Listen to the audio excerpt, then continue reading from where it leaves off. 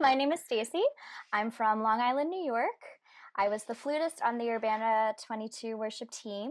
And outside of the worship team, I'm also a musician, mainly classical music, although I have expertise in other areas too, other genres. And I also play piano, so flute and piano. Hi, my name is Larisa Skinner, and I am one of the violinists on the Urbana 22 Worship Team. And I live in Clifton, New Jersey, and by day, I am an orchestra teacher. Hi, my name is Jocelyn Hsu, and I am from Orlando, Florida. I was originally born in Taiwan, and I was one of the violinists. During the day, I'm a professional violinist, and I'm also an information science grad student at the moment, and I also work as a library assistant. Many hats. We just wanted to share a little bit about ourselves and bring you kind of into our experience being on the Urbana 22 worship team and also just showcase, our relationship. Like all three of us got to know each other this year, so that was really special. So the first thing that I wanted us to talk about is what was your main takeaway from being on the Urbana 22 worship team? Joining the worship team was a very long way, like a long journey for me, starting from when I first attended Urbana in 2015. And the impact that it had on me then was the same that it was this time around. And it was just a huge honor to be able to facilitate that kind of impact onto students.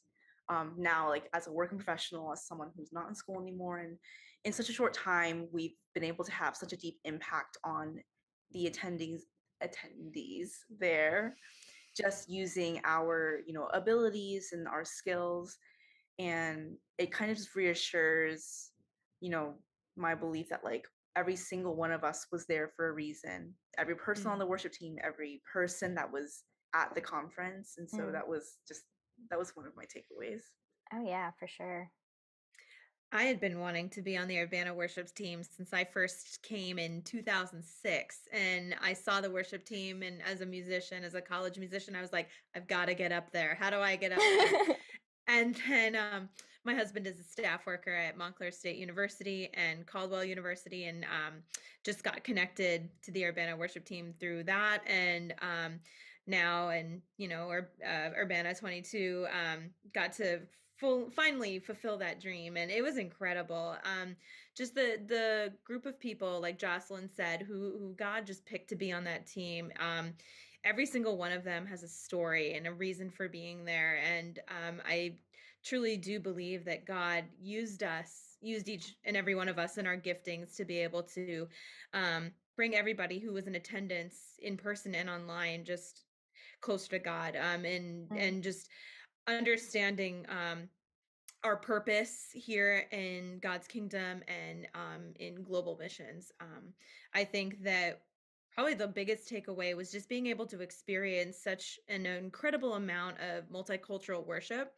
And in my own church, we play one type of music, and I'm sure that's probably true for most of you who are watching this and who attended Urbana. And it was just amazing to be on a team that was able to do worship in so many different genres and styles, and be able to do it well, and to be able to use our giftings to glorify God in that way. So that was incredible. Yeah. For myself, yeah, it seems like we all kind of had this like journey with Urbana. I attended a couple Urbanas as a student, and then 2018, I was on the worship team. That was my first time being on the worship team. I was the flutist there too. And this time for 22, I entered in with like honestly a pretty different headspace. There's just, a lot going on in my personal life and things like that.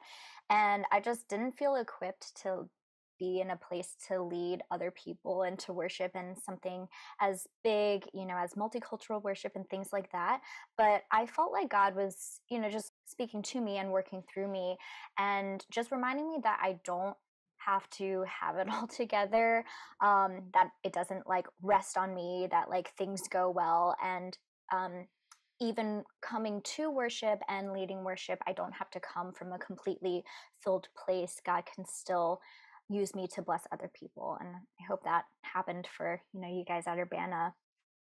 in particular, for all of us, we played maybe more atypical instruments in a worship setting. So, see, this is natural. This is organic. This is happening in real time. So, as I mentioned before, I was the flutist. I played flute on the worship team, and then Larisa and Jocelyn both played violin on the worship team. And so, yeah, they might be like more atypical instruments for what we see in this country, especially in a worship setting. So let's talk about that for a little bit. So, even outside of the church space, in my experience, and outside of classical music space, winds and strings tend to be considered pretty, atypical instruments. It's not your guitar, bass, keys, vocalists, right? And so, how I like to think of it as I've grown with like accepting my, very special instrument that is not necessarily always thought of first, is that people don't know what they don't know.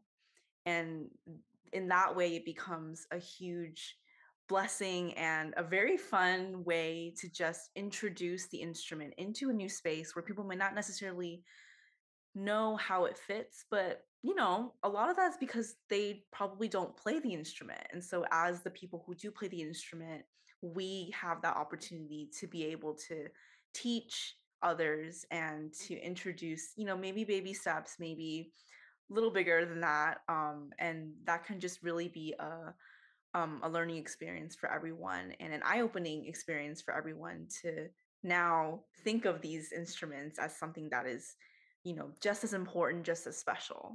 Yeah, something that came to mind just now when you were just talking about that was, I think, in particular, God Who Sees Us, and you were playing violin, but you were also trying to like bring out the qualities of like the erhu, the Chinese instrument. And I feel like that surprised a lot of people, and it was a blessing to a lot of people, including like us on the worship team too. I think I also wanted to mention the violin and any instrument that has a particular sound. I think the violin evokes a special type of spirituality in a way. It brings us into worship in a very close and intimate way. Just with the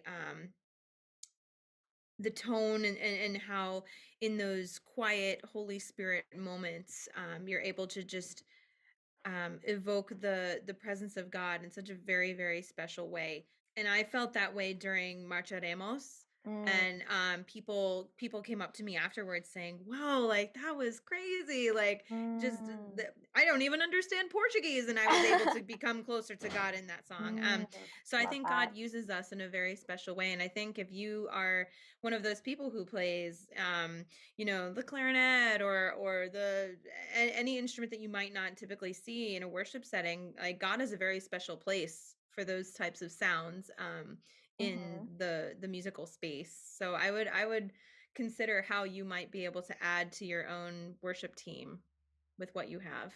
Yeah, totally. I would totally agree with that. And in particular, in response to what you're saying, Larisa, actually, a student came up to me during Urbana 22, and it was a student who played the clarinet, actually, and they were like, "Oh my gosh, I literally was told flat out that I couldn't play my instrument on a worship team. Like that just doesn't belong on a worship team. But seeing you there on the stage playing flute, playing a classical Western instrument, that really encouraged me and helped me understand that I can express myself and worship God through my instrument too." So yeah, things like that are just, it's a blessing for me. And yeah, that's like our word of encouragement to you guys out there who play classical instruments or atypical worship instruments. I mean, in my opinion, practically speaking, like if you can play the melody, if you can play a bass line, like any instrument can do those things. Any instrument can be writing parts or improv. We wrote a lot of parts during for the different songs in the conference. We had some string specific parts or like horn charts, and then we did also do like a good bit of improv and being inspired in the moment, being creative in the moment. So it's definitely going along with that, Stacey. I'm sorry. I wanted okay. to mention, like, I know Jocelyn and I had a lot of conversations about this over Urbana. Like, when do you read music and plan for those moments, and then when do you improvise, right? And Yeah. like you said, I think there's moments for both, and you have to Mm. be willing to participate in both spaces and Mm. understand, like, when does God desire for things to be a little bit more pre-planned. Like there were Mm. some what piece am I thinking of in particular that was really, really helpful? It's like when we had to coordinate specific rhythms and things, it was very helpful to have those written out so we could be more organized in our teamwork together. Or those places where maybe it was more of a solo, and improving just helped make that space a little bit more free. Right. I think there are places for both. Yeah, being flexible in the moment too is like really helpful. Being willing is really good. And I think that kind of leads us into our last point. Maybe like a word of encouragement for all of you worship leaders or rising worship leaders out there. What I would say is be open, be willing to learn, educate yourself on different styles and combinations of instruments and genres and things like that. Be open to receiving advice. Like when you're in a church or religious worship setting, Christian setting, a lot of people will come up to you and give you advice that is both solicited and unsolicited, but just take it and see what you can glean from that. And just whatever decision you make, I would definitely pray about it all, let God tell you where you need to go. And even if you are a person with many opinions, that's me. And if you have your vision of like, yeah, this is what I want the worship team to be like, this is what I want our worship sets to be like, this is what I want like our church to go through, like how can you also be humble in those moments? How can you listen to God and see where He wants the congregation to go? To build on that, the ultimate goal here is that, we're all people, and the goal is the same, to lead the listeners or lead the congregation into this particular space, no matter the language, no matter the genre. And so we want to make sure we're viewing others, and, not only our worship team members, but also, the people that we are playing to, that we're all on the same team, we're all equals, and we're just trying to get to the same place together. Yeah.